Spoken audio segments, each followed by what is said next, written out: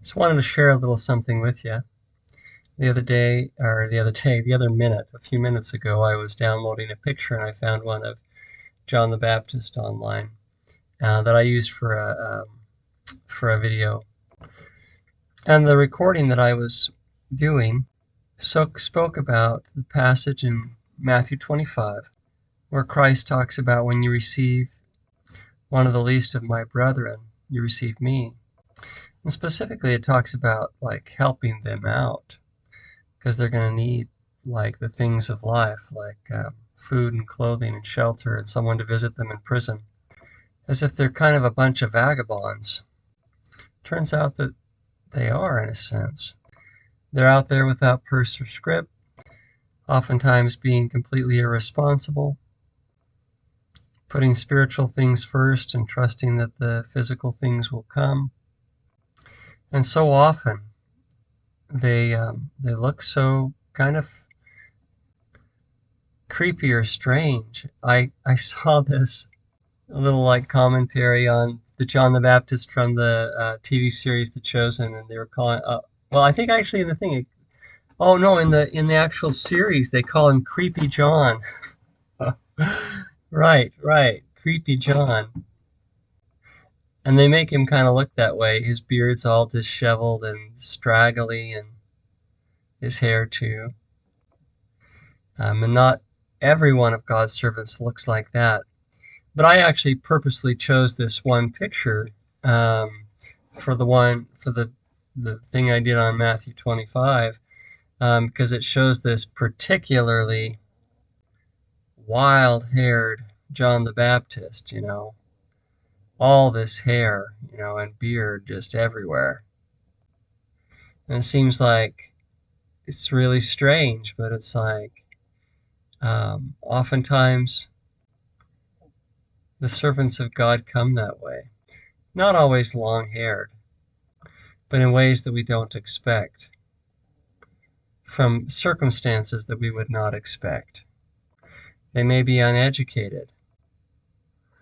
They may be cast out of the synagogue, etc. And this is actually kind of the pattern, it almost seems. And it's the people who follow them who get everything together and make things look more straight-laced.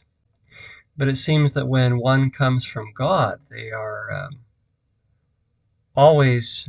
it always comes out of the unexpected place. And it seems like inevitably you have to have charity. And it seems that in the end, that's what we're judged upon. Not even whether we receive their message, which is pretty strange. That's what that Matthew 25 passage implies. He doesn't even talk about whether they receive the message. It talks about whether they actually feed the least of these, my brethren. So anyways, this downloaded this picture, and then I thought I'm just going to glance at the article really fast from which the picture came. And as I did that, I saw that this guy had the same he was pondering the same thing. And he purposely chose this particularly hairy John the Baptist and to exemplify what he was talking about. And this can be found on newwaysministry.org. I don't know that I agree with everything that they stand for or anything. I just happen to agree with this little observation of this person who put this picture in here. And the person was talking about how in the Gospel of Luke it talks about John the Baptist.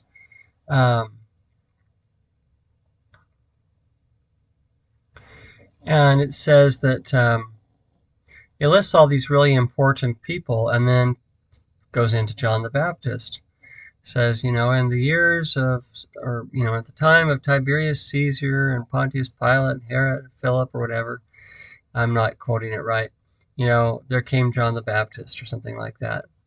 And he was like, why did he mention all those people? Why did he mention all these important people before he mentioned John the Baptist? And then he said he had the idea to put it in his own modern day at the time that he wrote this. And so he wrote it like this, and I thought this was really great. It really punched it home. The very thing I'm talking about. All right, so it says, in the 7th year of the presidency of Barack Obama, when John Kerry was Secretary of State, and Andrew Cuomo was the governor of New York, and Chris Christie the governor of New Jersey. During the papacy of Francis, the word of God came to Jane Doe in an Iowa cornfield. I just thought that was so perfect. It's like, yes, exactly. It's like coming out of the one place that you don't expect. It's like during the time of all these important people who God might choose to speak to, including the Pope, God chose to speak to Jane Doe in an Iowa cornfield. That seems to be the way that it is. Expect it to come out of the unexpected place, out of the unseen place, the unforeseen, the unforeseen place. And why? Why does God do that? Surely for reasons that I don't know. But at least in part, I think it's because everything within his kingdom is based upon faith. He understands you're not going to really be able to grow up spiritually unless you can start to see by spiritual eyes. He doesn't want it to be openly apparent. He perhaps wants it to be unexpected. But I think it's more than that, too. I think that it's just probably many reasons. Perhaps those are the only people willing to hear. I don't know. It appears that appears to be true too, but there is it's not just arbitrary either. It's almost like it's the way that the universe works in that particular realm of reality or truth. It's just the way it always has been. It's the way that it always will be, it seems. It really seems to be the case. Unless perhaps one day we all become used to it happening out of the coming from the poor and and the unexpected place, and then maybe God will have it come out of the very place that we expect. He'll send his word through one of the dignified ones, one of the ones who you'd expect it to come from.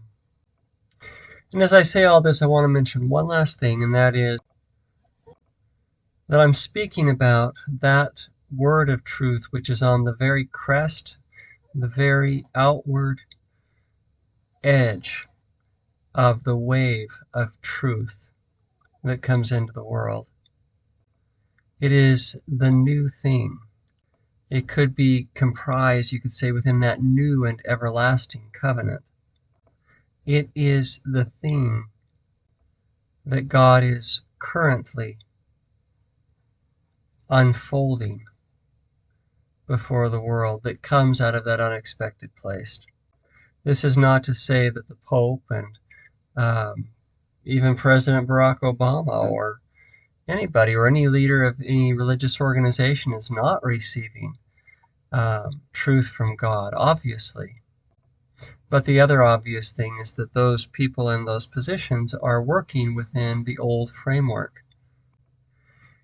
And because they're within that framework, they can receive revelation within that framework.